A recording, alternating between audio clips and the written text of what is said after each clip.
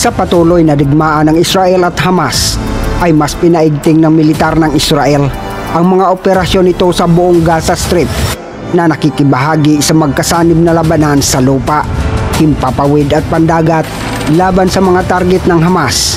Ang Israel sa ngayon ay nahaharap sa 7 larangan ng digmaang ito. Naglunsad din ang Israel ng airstrike sa Lebanon at matagumpay na napaslang ang isang mataas na opisyal ng Iran.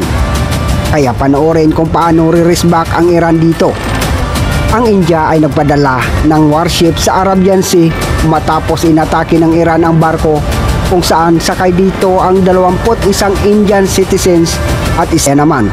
Kung bago ka pa lang napadpad sa aking channel, is-subscribe mo na yan. Mag-like at pinutin mo na din ang notification bell para palagi kang updated sa mga mahahalagang kaganapan sa mundo, partikular sa Pilipinas, Israel at Ukraine. Tara, simulan na natin.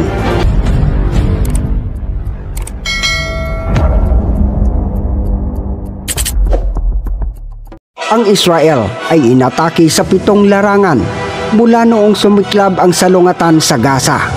Sinabi ng Ministro ng Depensa na si Yoav Gallant sa pagdinig ng Foreign Affairs at Defense Committee sa Knesset. Ang Israel umano ay nasa isang multi-front war. Sa simula sila ay inatake mula sa 7 larangan sa Gaza, Lebanon, Syria, West Bank, Iraq, Yemen at Iran. Pumalag at kumilos na sila sa 6 na larangang ito. Ayon sa Defense Minister ng Israel, walang kaligtasan sa sinuman. Binagsakan ng Israel ang Gaza Strip mula noong isang cross-border attack ng Palestinian group na Hamas noong ika-7 ng Oktubre. Ang pambobomba at ground assault ay kinasawi ng hindi bababa sa 20,000 Palestinians at ikinasugat ng mahigit sa 50,000 ayon sa lokal na otoridad sa kalusugan. Ang hukbo ng Israel ay nagsagawa rin ng mga pagsalakay sa mga bayan ng Palestinian na sinasakop na West Bank at nakipagpalitan ng cross-border fire sa grupong Libanes, Hezbollah mula nang sumiklab ang labanan. Sinabi ni Gallant na ang digmaang Israeli ay magiging isang mahabang mahirap na digmaan. Kung hindi natutugunan ang mga layunin ng digmaan, makikita natin ang ating sarili sa isang sitwasyon kung saan ang problema ay hindi ang mga nakatira malapit sa Gaza o nakatira sa Hilaga. Ang magiging problema ay ayaw ng mga tao na manirahan sa isang lugar kung saan hindi natin alam kung paano sila protektahan. Alam ng Estado ng Israel kung ano ang gagawin, patuloy ni Gallant. Nakahanda ang sistema ng seguridad at kung paano sila inatake at sinikel. Sila ay pumalag at gumanti ayon sa kanilang paghahatol. Ang mga resulta sa Gaza ay nakikita at naiintindihan ng lahat, lalo na ng Hamas, Iran at Hezbollah.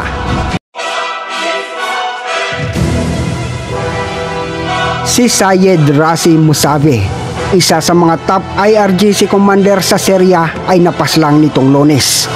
Siya ang may pananagutan sa pag-uugnay ng alyansang militar sa pagitan ng Syria at Iran, isang mahalagang bahagi ng regional na network ng mga kaalyado at proxy ng Iran na kilala bilang Axis of Resistance. Si Mousavi ay napaslang sa panahon ng pag-atake ng Israel. Ilang oras ang nakalipas sa distrito ng Sinabiya sa Damascus. Agad nagbabala ang bansang Iran na mananagot ang mga pumaslang sa isa sa pinakamataas na opisyal na militar ng Iran na nakabase sa Lebanon.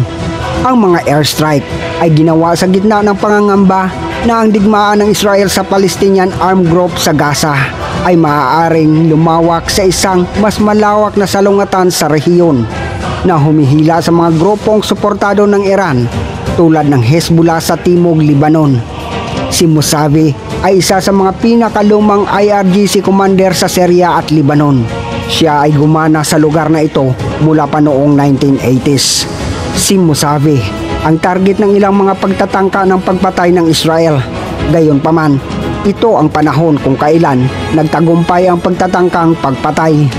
Inakusahan siya ng mga Israeli bilang isang instrumental figure sa loob ng network ng pagpupuslit ng armas mula sa Iran hanggang Syria, sa Iraq hanggang Syria at hanggang sa Hezbollah sa Lebanon.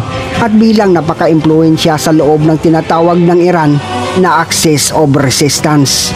Inaasahan ng Israel ang tugon sa hilagang harapan sa pagpatay sa commander ng Islamic Revolutionary Guard Corps na ito na si Syed Reza Mousavi sa Syria. Ayon sa mga pagtatasa ng seguridad ng Israel, pinalakas ng Iran ang paglilipat nito ng mga armas sa mga Shiite militia na gumagana sa Syria mula nang ilunsad ng IDF ang digmaan nito sa Hamas sa Gaza. Habang ang mga jet fighter ng Israel ay malayang lumilipad sa ibabaw ng Lebanon upang itulak palayo ang Hezbollah mula sa hangganan ng Israel at pinalakas ng IDF ang lahat ng mga pagsisikap nito. Samantala, ang Indian Navy ay magpapakalat ng mga guided missile destroyer sa Arabian Sea bilang isang pagpigil matapos ang isang merchant vessel na may kaugnayan sa Israel ay inatake sa baybayin ng India noong weekend. Iniimbestigahan ng hukbong dagat ang uri ng pag-atake sa sasakyang pandagat, ang MV Kemploto na dumaong sa Mumbai noong Lunes. Ang mga paunang ulat ay tumutukoy sa isang pag-atake ng drone. Ayon sa Indian Navy, kailanganin ang karagdagang forensic at technical na pagsusuri upang maitatag ang vektor ng pag-atake, kabilang ang uri at dami ng pampasabog na ginamit. Nakatuon ang India ng panatilihing ligtas at secure ang mga daanan ng dagat sa rehiyon ng karagatan ng India para sa maritime trade. Ang India ay gumanap ng papel ng isang net security provider sa buong rehiyon ng Indian Ocean.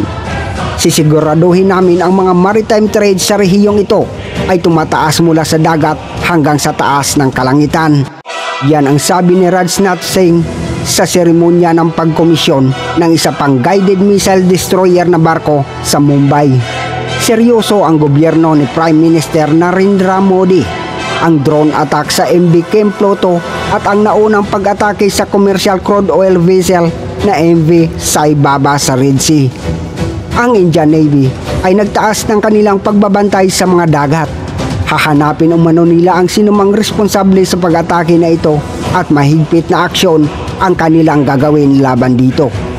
Tinawag ng Foreign Ministry ng Iran noong Lunes ang pahayag ng US na inatake ng Iran ang barko malapit sa India na walang basihan. Subalit ayon mismo sa Pentagon noong Sabado na isang drone ang inilunsad mula sa Iran ang tumama sa MV Kemploto sa Indian Ocean.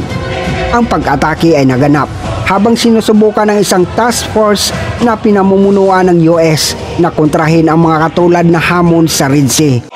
Kasama sa crew ng barko ang 21 Indians at isang Vietnamese citizen. Samantala sa Gaza ay pinaigting ng militar ng Israel ang mga operasyon nito sa buong Gaza Strip na nakikibahagi sa magkasanib na labanan sa lupa, himpapawid at pandagat laban sa mga target ng Hamas. Winasak ng mga pwersa ng Israeli Navy ang ilang military cell at military post ng Hamas, kabilang ang mga malapit na tropa ng IDF, ang mga gusaling ginamit ng mga mandirigma ng Hamas. Ginabayan ng mga tropang Israel ang isang Air Force jet fighter upang mapaslang ang isang mataas na commander ng Hamas sa lugar ng Canyones. Ang operasyong ito ay sunundan ng Israeli Air Force na nagtatarget sa isang grupo ng mga mandirigma ng Hamas na may mga rocket malapit sa puwersa ng IDF. Sa Bitlahiya, nasamsam ng mga tropang Israeli ang mga armas, kabilang ang mga Kalashnikov rifles at mga kagamitang pampasabog na pag-aari ng Hamas. Bukod pa rito, ang isang nakatarget na pagsalakay sa Canyones ay humantong sa pagkakatuklas at pagkasira ng tirahan ng isang teroristang Hamas kasama ang iba't ibang mga armas. Maraming salamat po sa inyong suporta at umabot dito sa dulo. At kung nagustuhan ninyo ang aking video ay mag-iwan lamang po ng like at mag-subscribe. I-komento na rin kung ano sa inyong palagay. Ang Iran ba ay direkta ng makikidigma sa Israel dahil sa pagpaslang sa isang mataas na pinuno ng militar ng Iran? Ano man ang iniisip mo, sabi ka kong marinig ang inyong opinyon. Hanggang sa muli, El Profesor.